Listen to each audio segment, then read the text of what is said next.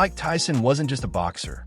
He was a force of nature, a storm in gloves, a living, breathing weapon forged in chaos. At just 20 years old, he became the youngest heavyweight champion in history. But it wasn't just the wins, it was how he won. Brutal, fast, merciless. When he stepped into the ring, the world froze. Opponents didn't just lose, they unraveled. One punch, and it was over. Iron Mike didn't fight for points, he hunted, with fists like wrecking balls and eyes like a man with nothing to lose. But beyond the knockouts and chaos, millions, mansions, tigers, private jets.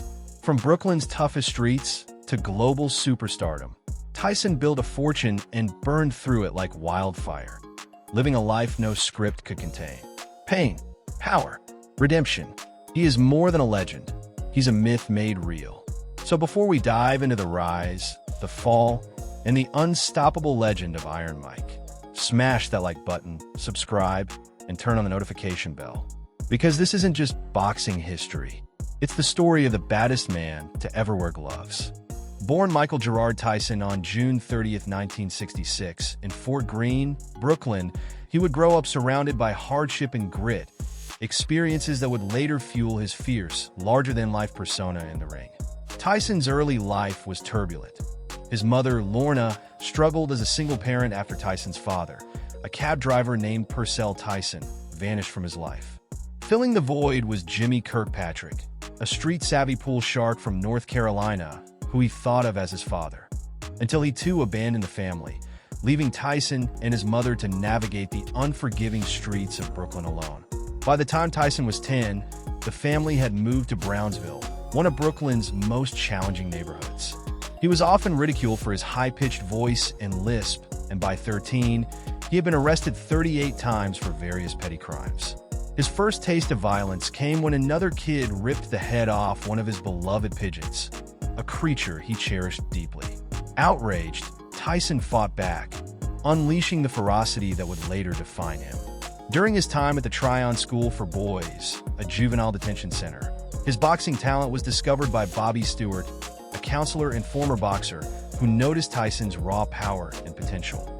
Stewart introduced him to the legendary trainer Cus D'Amato, who immediately recognized Tyson's extraordinary potential.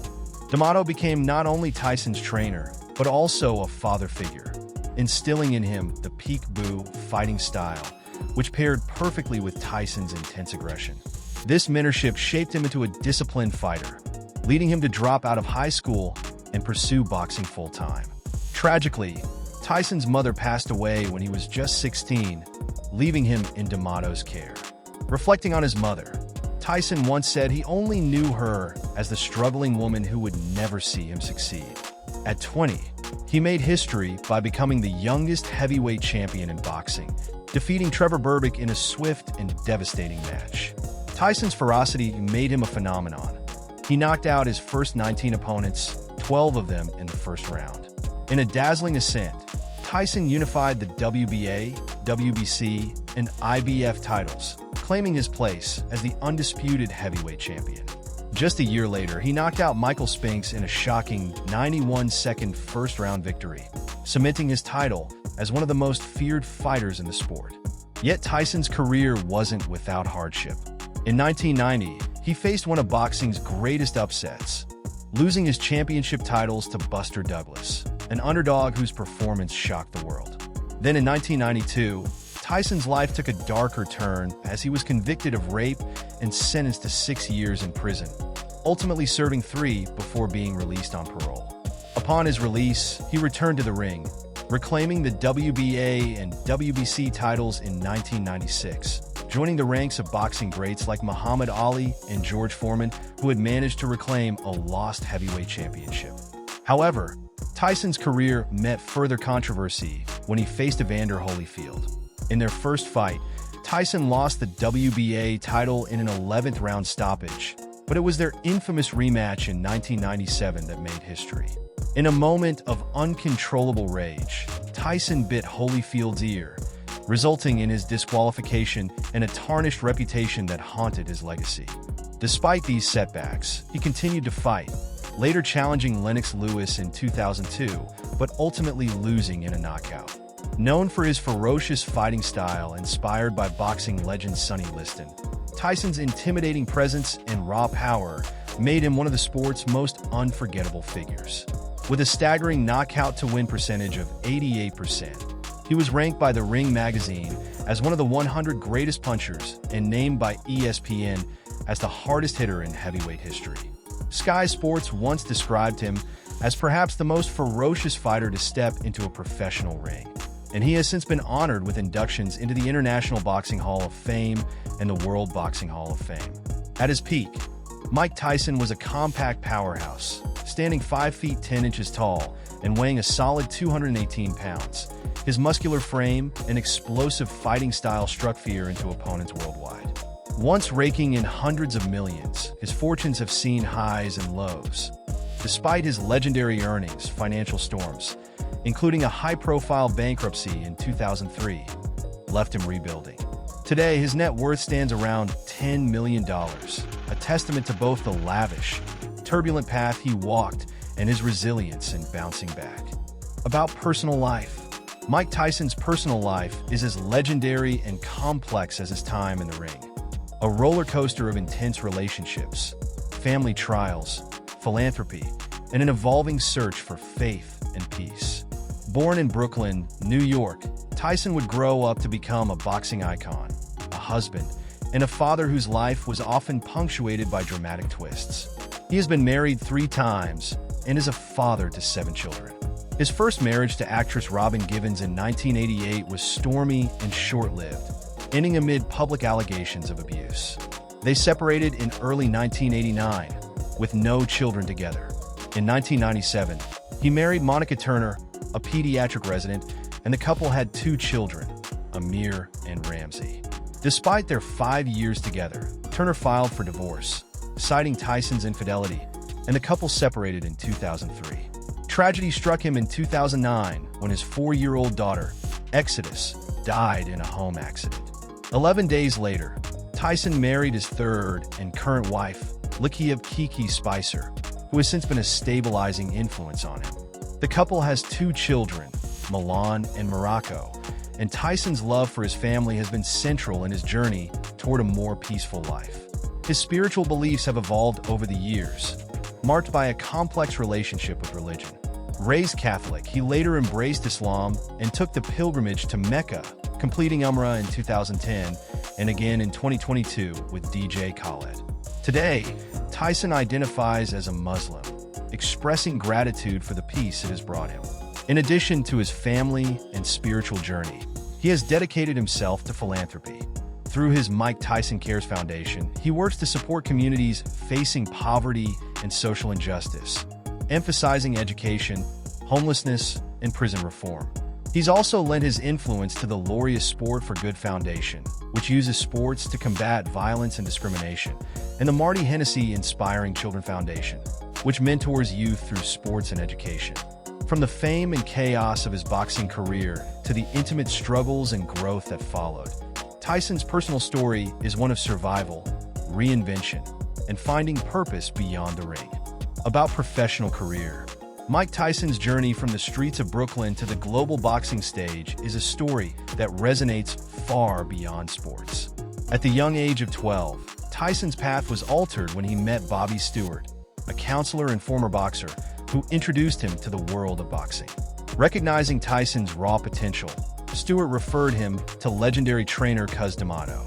D'Amato saw in Tyson not only a natural ability, but a fierce, untamed power waiting to be unleashed. Taking the young boy under his wing, D'Amato provided the discipline and direction Tyson desperately needed, teaching him not just about boxing, but about control, resilience, and focus. Under D'Amato's guidance, Tyson quickly transformed into a force to be reckoned with. D'Amato's famous peek-boo style, a defensive stance that also enabled explosive power, perfectly suited Tyson's strengths. With his speed, precision, and aggression, Tyson soon became a nearly unstoppable fighter, sparking fear in his opponents. The tragic passing of Cus D'Amato when Tyson was only 19 left a profound impact on him. Still, with his mentor's teachings deeply ingrained in him, he continued to rise in the ranks. At just 20 years old, Tyson seized his first world title, defeating Trevor Berbick with a brutal knockout in the second round to become the youngest heavyweight champion in history. His entrance into the world of professional boxing was now set in stone, and he was on a mission to dominate. The young champion continued to obliterate the competition.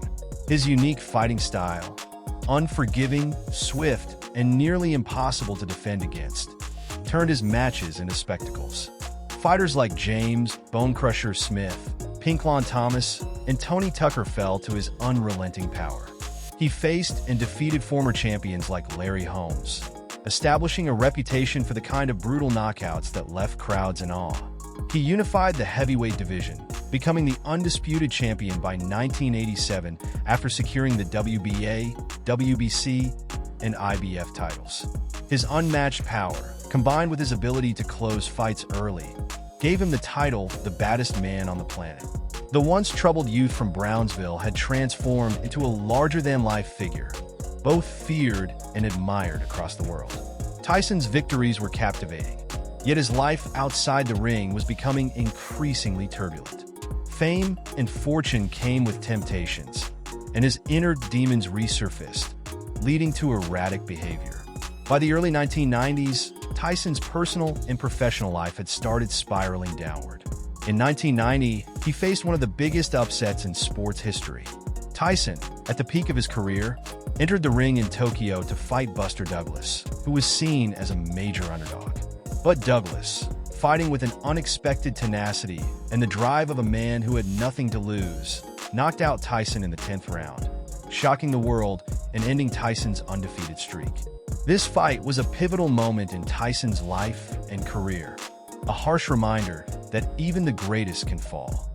Just when it seemed like Tyson might regain his balance, life threw him another devastating blow. In 1992, he was convicted of a crime that resulted in a 3-year prison sentence, further jeopardizing his career and leaving the world to wonder if they would ever see him return to the ring. Yet, remarkably, Tyson's story didn't end there. After serving his time, he made an incredible comeback in 1995.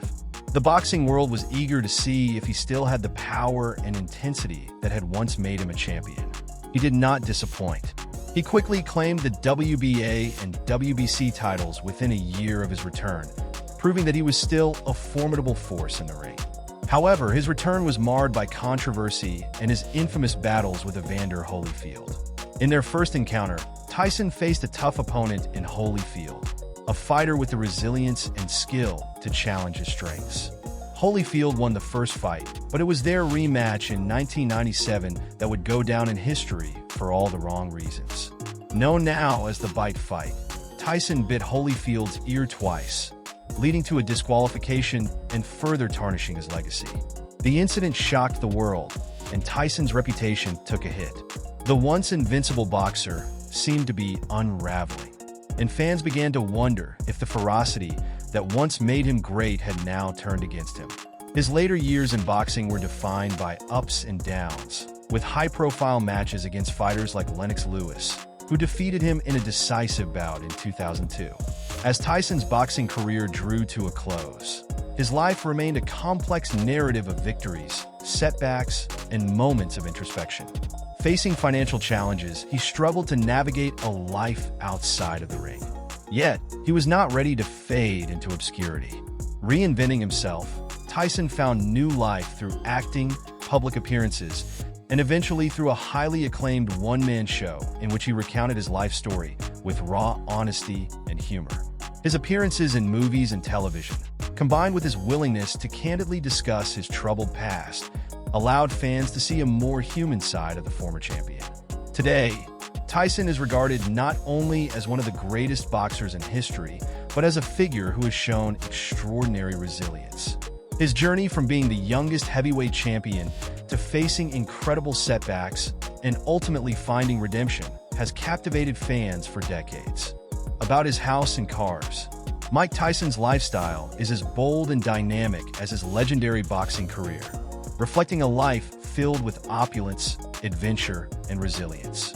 His journey from the rough neighborhoods of Brooklyn to a refined mansion in Henderson, Nevada, symbolizes his evolution from fierce fighter to a man with a taste for luxury and beauty. Nestled in the exclusive Seven Hills area, Tyson's Mediterranean-style estate, purchased initially for $2.5 million and now valued between $3 to $4 million, spans over 10,000 square feet. This elegant mansion features 6 bedrooms, 6.5 bathrooms, stucco walls, terracotta roofs, and graceful archways, all elements that blend seamlessly to create a tranquil, luxurious retreat. The property's landscaping boasts well-manicured gardens with palms and local flora, along with a serene pool and inviting patio, perfect for relaxation and entertaining. His home is not just a symbol of his success, but a personal sanctuary that marks his journey from a challenging past to a life of refinement. Tyson's love for luxury extends to his car collection, each vehicle representing a milestone in his remarkable life.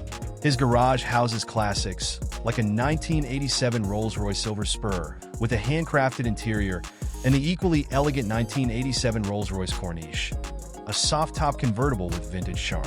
His Cadillac Eldorado, with an 8.2L V8 engine, adds a touch of bold American style, while his Mercedes-Benz SL Class 560 SL, inspired by his friendship with Tupac Shakur, combines performance with sleek design.